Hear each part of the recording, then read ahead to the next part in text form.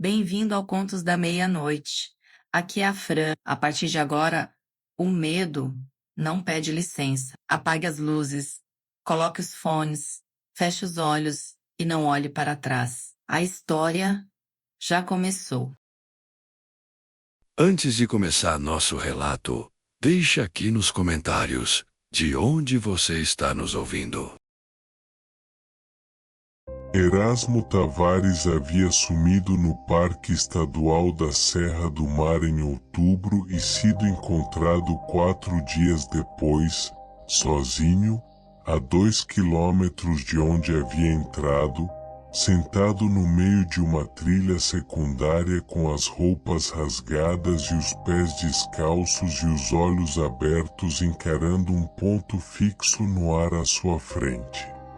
Estava fisicamente intacto, nenhum ferimento, nenhuma fratura, nenhum sinal de agressão. Desidratado, hipotérmico, com os pés com cortes de caminhada descalça em mata, mas intacto. A equipe de busca e salvamento havia dito que era um milagre considerando o terreno. O médico que o atendeu no pronto-socorro havia dito que era um milagre considerando as temperaturas noturnas daquela semana.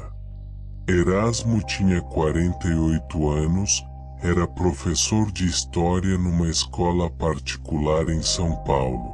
Havia entrado no parque para uma trilha de fim de semana que havia feito pelo menos 10 vezes nos últimos anos.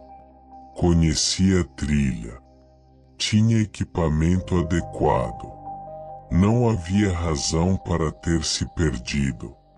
Sua esposa, Helena, ficou ao lado dele no hospital e depois em casa durante a semana de recuperação. Ela me contou tudo isso. Sou a irmã de Helena e fui até São Paulo assim que soube. Com aquela voz de quem está narrando eventos que ainda não processou, que ainda estão demais para ter forma de memória e existem apenas como sequência de fatos sem interpretação. Ela estava mais assustada depois do retorno do que havia ficado durante o desaparecimento, e quando eu perguntei por quê, ela demorou a responder. Ele está diferente, disse ela finalmente. Não consigo explicar. Está igual fisicamente. Fala igual. Mas há alguma coisa que não é igual. Erasmo não falava sobre os 4 dias. Não de modo relutante. Relutância implica que há alguma coisa e que a pessoa está escolhendo não dizer. Era uma ausência diferente. Quando perguntado, ele parecia genuinamente não encontrar o período.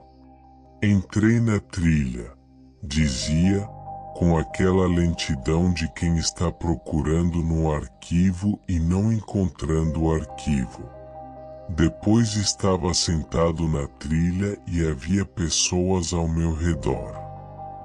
Os 4 dias entre uma coisa e a outra eram um espaço em branco que ele não conseguia preencher.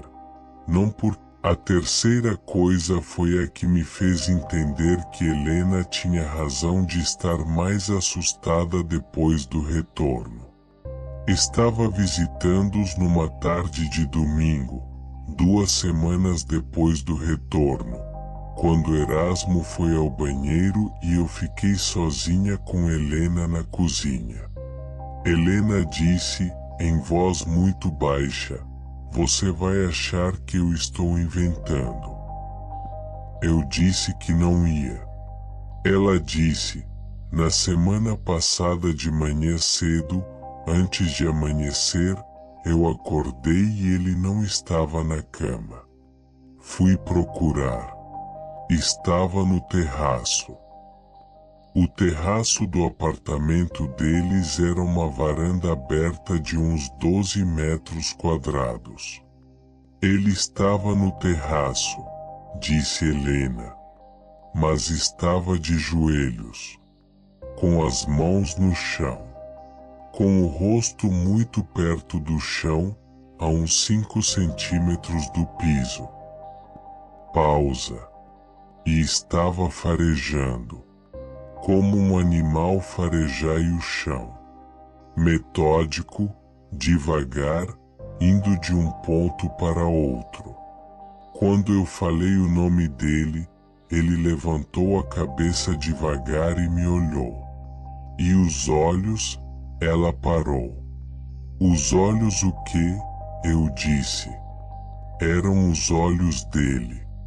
O rosto era o rosto dele. Mas os olhos estavam olhando para mim do jeito que um animal olha para uma coisa que ele ainda está decidindo se considera comida ou não. Pausa longa. Durou um segundo. Depois ele piscou e disse que tinha ido tomar ar e que havia abaixado para ver uma planta que havia brotado num vão do piso. Não havia nenhuma planta. Helena havia verificado. Erasmo voltou do banheiro e os 3 tomamos café e conversamos sobre coisas normais e ele estava completamente normal durante aquela conversa. Articulado, presente, com o humor seco que sempre o havia caracterizado. Mas quando eu fui embora e estava no elevador, me dei conta de uma coisa que havia notado sem registrar conscientemente durante a tarde inteira.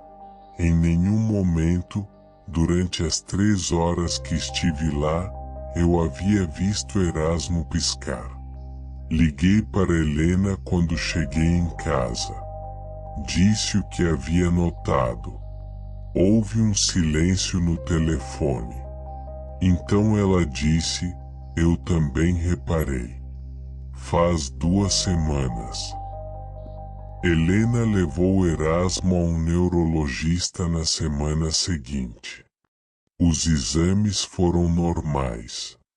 O neurologista disse que o trauma da experiência de se perder, a hipotermia, a desidratação, o estresse, podia produzir alterações comportamentais temporárias que tenderiam a se resolver com o tempo.